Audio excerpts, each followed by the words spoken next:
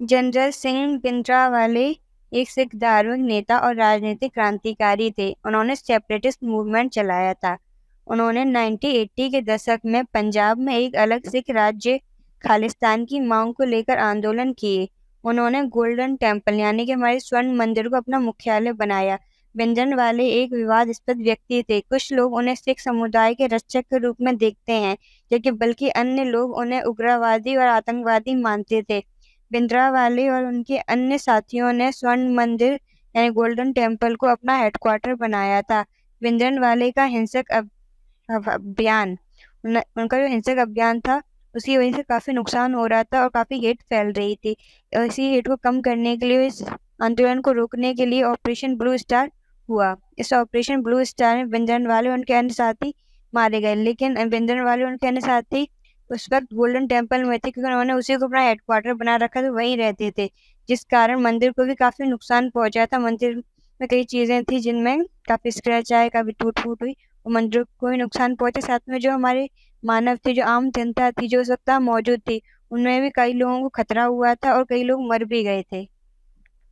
और operation blue star के बाद हालात और भी गंभीर होते चले गए थे।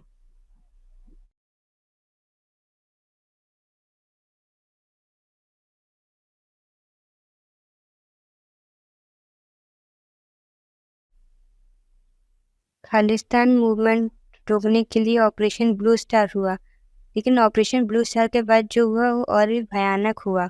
1984 में इंदिरा गांधी की हत्या उन्हीं के दो सिख अंगरक्षकों द्वारा कर दी गई थी।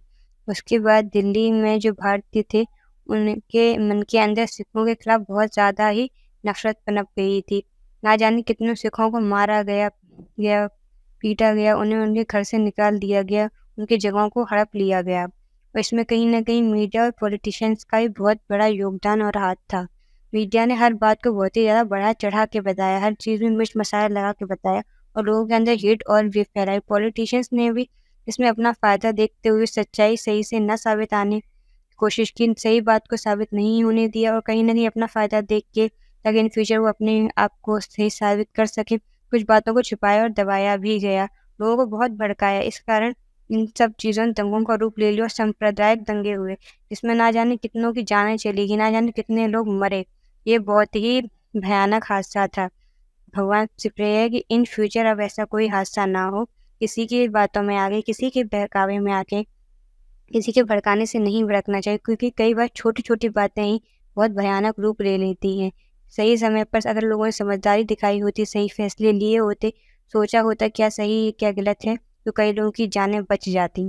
राजनीतिक तौर पे बहुत ज़्यादा भारी नुकसान हुआ, ना जाने कितनों की जानें चली गई। अपने पास से सीखें और इन फ्यूचर अब ऐसा कुछ ना हो, इस चीज़ का भी विशेष ध्यान रखें। ये सब हमारे हाथ में है। ये अब जो हो गया सो हो गया, लेकिन अब हम किसी को भी न मारें और ना किसी के साथ कुछ गलत करें, ना हम खुद गलत हो, ना हम किसी के साथ कुछ गलत करें, ना अपने साथ कुछ गलत होने दें।